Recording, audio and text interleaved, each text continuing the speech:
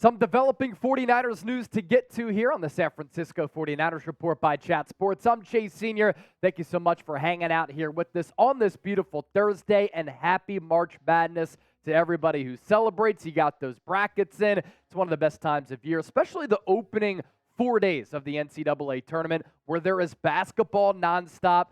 That's why I'm rocking the Temple University hoodie on today's show.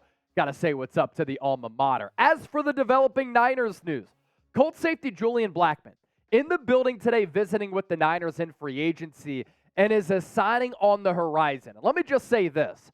Julian Blackman is not visiting San Francisco to be a backup safety.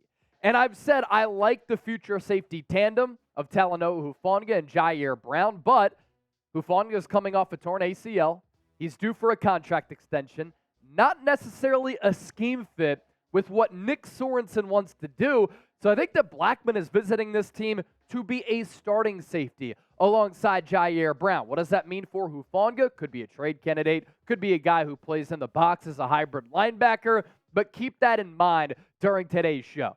The news out there from Jordan Schultz, NFL insider, free agent safety Julian Blackman, visiting with the Niners today, has several suitors after enjoying a career year with the Colts. That included those 4 interceptions as well as 8 pass breakups as well, as I might add. And this doesn't come as a surprise to me because we've talked about that Mike Silver report from the other day that the Niners have been looking at safeties this offseason and in free agency.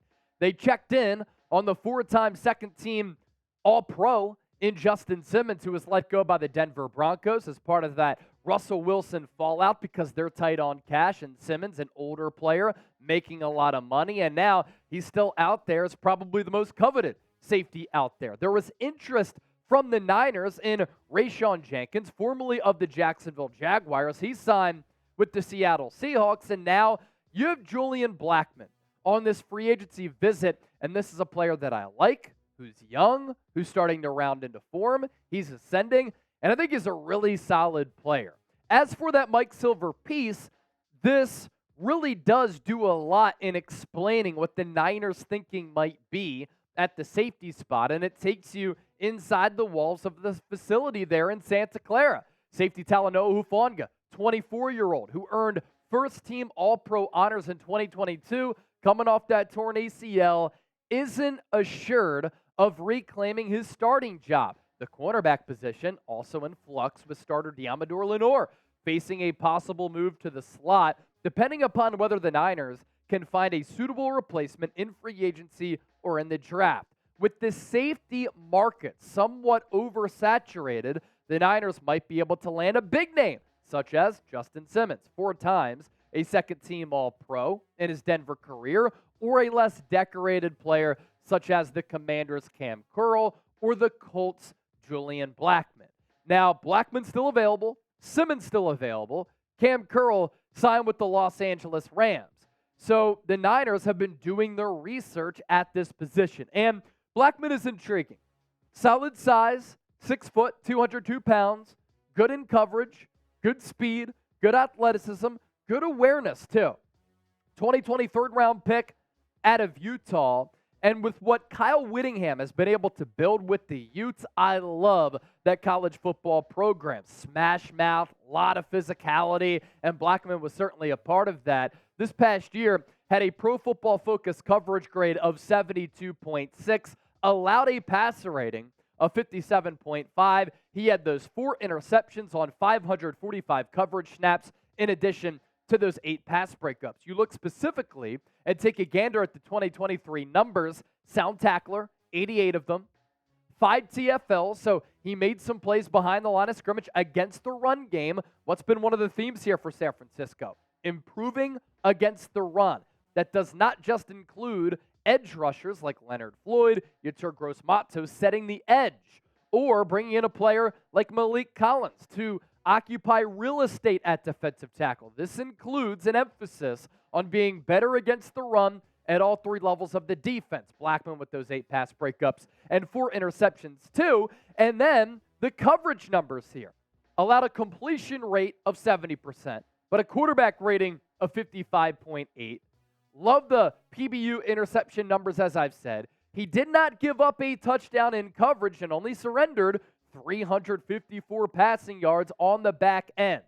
And a lot of you probably want the Niners to make that splash move in Justin Simmons. 31 years old, very well accomplished, leads the NFL in interceptions since coming into the league in 2016. He'd be great. He'd be an upgrade for sure, even though Hufanga wasn't all pro in year 2. But Blackman here, on a team that has some financial constraints, would be younger as well as cheaper than Justin Simmons. And we've seen this steady progression for him throughout his career since being that third-round pick. Plays in 15 games as a rookie, 6 games played in 2021, 14 games played in 2022, and then the 15 this past year. Has missed a couple of games here and there. That is always a little bit of a concern, but he is younger. What I'm focusing in on here, though, is just the increased production and the increased workload, as well as the snaps that he's been able to get year over year so far in the National Football League. A lot more to get to as we take a look at the Niners free agency tracker. But first, this is why you subscribe to the channel. When the Niners make a move or there's buzz out there, we talk about it. Approaching 132,000 subscribers. You want to stay locked in on the Niners? Hit that sub button right now below. Faithful shirts on sale right now. What a wonderful deal. But you have to use that link down below in order for that deal to apply. Chatsports.com/49ersfaithful. You get the Super Bowl logo on there, faithful across the chest, and then that iconic Niners logo. Chatsports.com/49ersfaithful. Use that link to get that great deal, to save money, to get swagged up and swagged out, but also so the Fanatics knows that the 49ers Report sent you. Move by move here for the Niners in free agency. They've been busy.